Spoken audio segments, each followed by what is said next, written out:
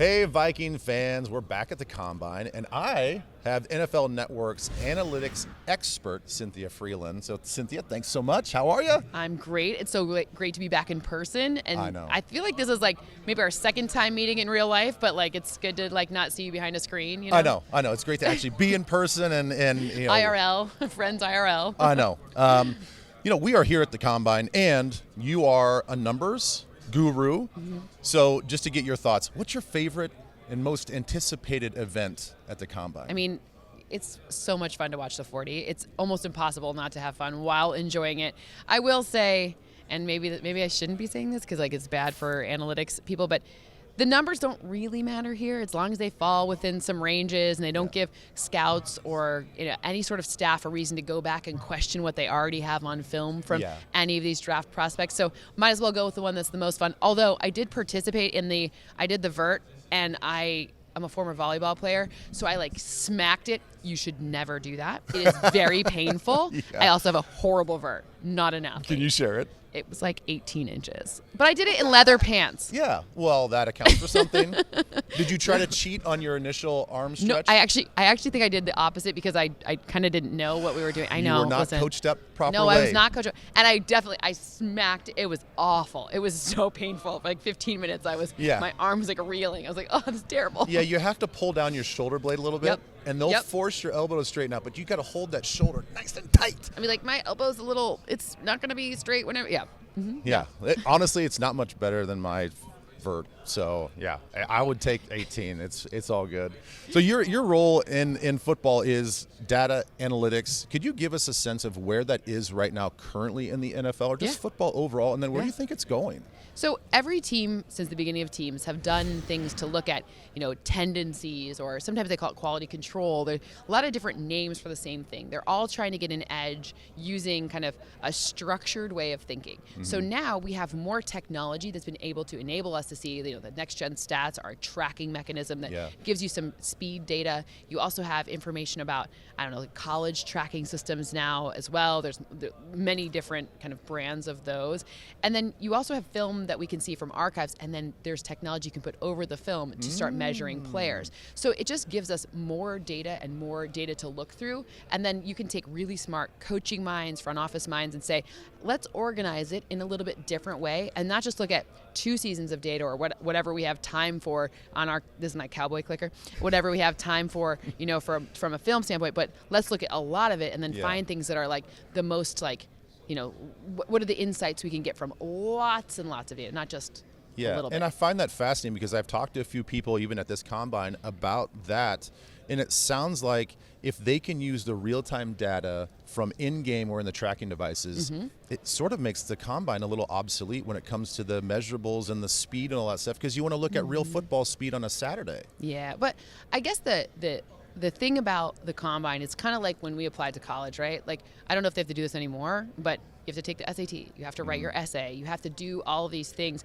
and you do them in the same kind of order, because when you're looking at measuring people over time, you start to see traits and tendencies change. So when I look at some of the speeds for the 40s, and then you look back, like who became really good, there's ranges, and they are getting faster, and certain positions are getting taller or shorter, and certain things, and you can just kind of see trends over time. But remember, this is the supply of, just like any business has supply, this will be what will be on the field in the coming years. So it's just what's coming out of college, and then how does it kind of map to what the past in the NFL was like? So then we can figure out the future, given that free agents have to mesh with, new players have to mesh with, 2 or 3 year players that maybe didn't have the right fit in the beginning. So it just kind of gives us one measuring stick to kind of aggregate the data around. It's not that it's the end all be all, and it shouldn't be. No, I don't think any team's like, you know what? Right. 4-4-4. We only take guys who are 4-4-3 40 runners. Like, it's just more about, confirming or giving us a reason to go back and redo the data. Yeah.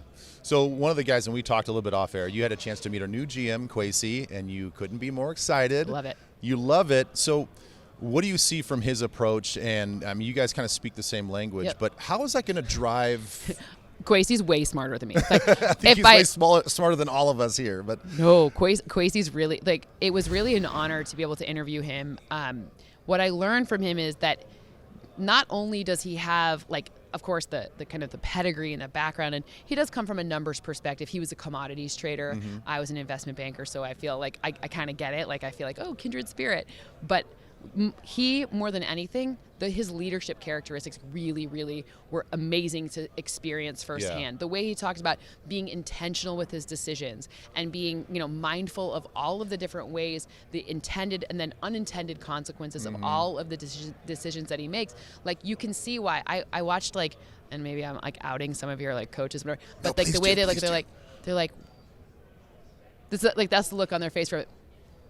They're like, we get it. Like we totally, and these are older and younger. They're not people who he necessarily brought in. Yeah. There are people who, and everything, he had this gravitas, and he was so mindful and intentional about how he was portraying things in the way he spoke and the words he chose. Yeah. There was no laziness in any of it. Everything was so thought through, and so like that thoughtfulness is going to make a big difference. Yeah. For sure. So the fans that when we hear data and analytics when it comes to personnel decisions, we shouldn't necessarily freak out about that, thinking like, oh my gosh, this is a new approach. Right. Like what's this going to look like? It's just taking more of an aggregate of a lot of inputs and then making a final decision. And structuring them in a way where you can go back in the process and evaluate, where did we get it wrong and where did we get it right?